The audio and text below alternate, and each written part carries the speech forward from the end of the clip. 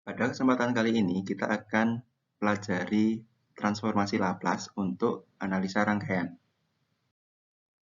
Kita sudah mempelajari analisa rangkaian menggunakan beberapa tools analisis, antara lain nodal, mesh, superposisi, transformasi sumber, teorema Thevenin, dan teorema Norton. Untuk menganalisa rangkaian order 1 atau yang lebih tinggi, kita akan gunakan transformasi Laplace.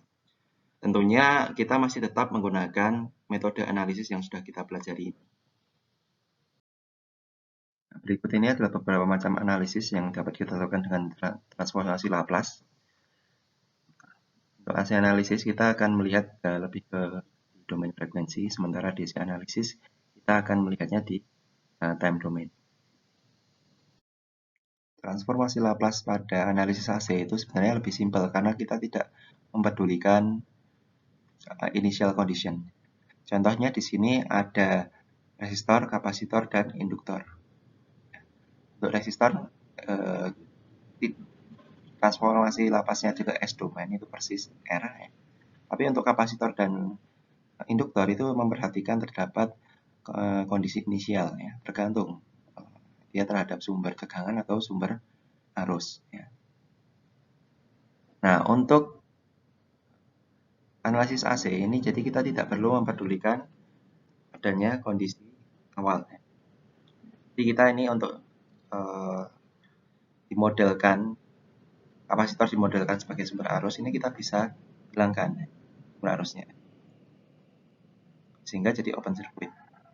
Ini juga, jadi sumber tegangan, ini juga dihilangkan sumber tegangannya, sehingga menjadi closed circuit. Itu juga untuk induktor. Sehingga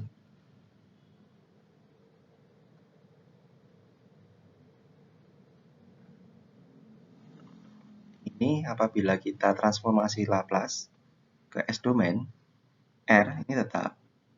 Kemudian untuk kapasitor ini menjadi seper SC saja. Kemudian induktor ini menjadi SL. Selanjutnya kita ke contoh soal, itu untuk menentukan fungsi transfer rangkaian berikut. Di outputnya berupa tegangan, kemudian inputnya berupa arus.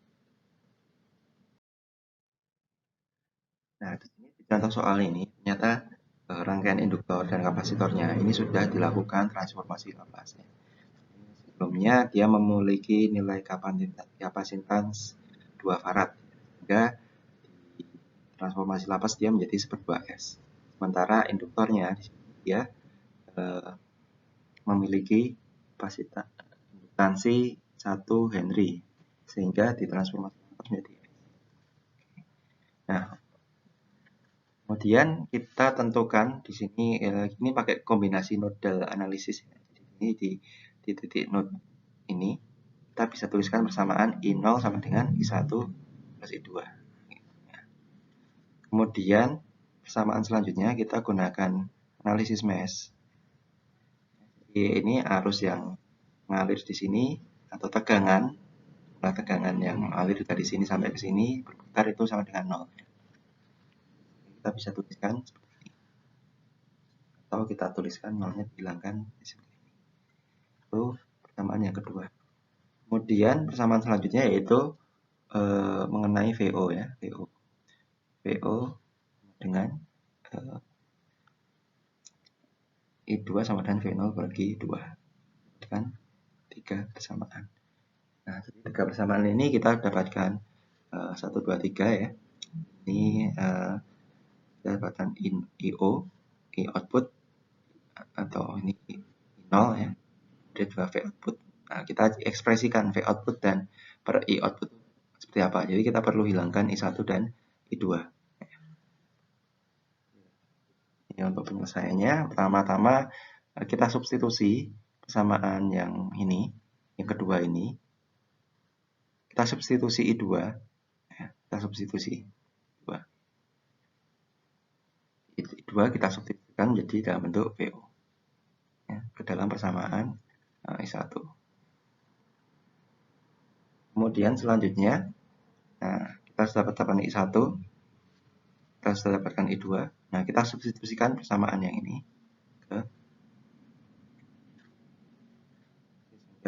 selanjutnya kita sederhanakan. Kita dapat IO sama dengan seperti ini. Nah, kemudian baru kita bawa fungsi transfernya, sehingga kita dapatkan fungsi transfernya seperti ini. Cukup mudah ya. Contoh soal selanjutnya yaitu transformasi Laplace pada rangkaian aktif, rangkaian op-amp. Yang kita lihat di sini fungsi transfer VO dibagi dengan input VS. Pertama kita bisa lakukan nodal analisis. Seperti kita tahu, op-amp ini dua inputnya ini memiliki tegangan yang sama. Jadi, kita sebut misalkan kemudian juga di ini kita sebut sebagai V1. Nah, karena tegangannya ini sama V2 sehingga kita bisa katakan kalau V output ini sama dengan V2. Selanjutnya di rangkaian V1 ini akan kita definisikan arus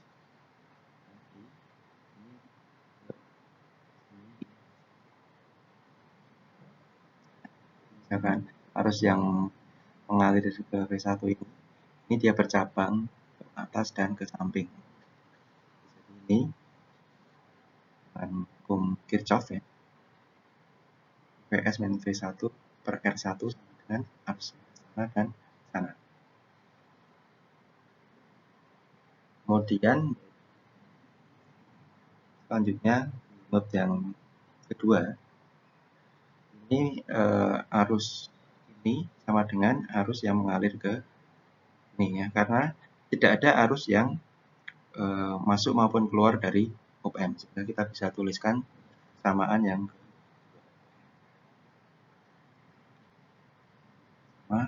yang oke, kita punya dua persamaan, kita tinggal eliminasi satu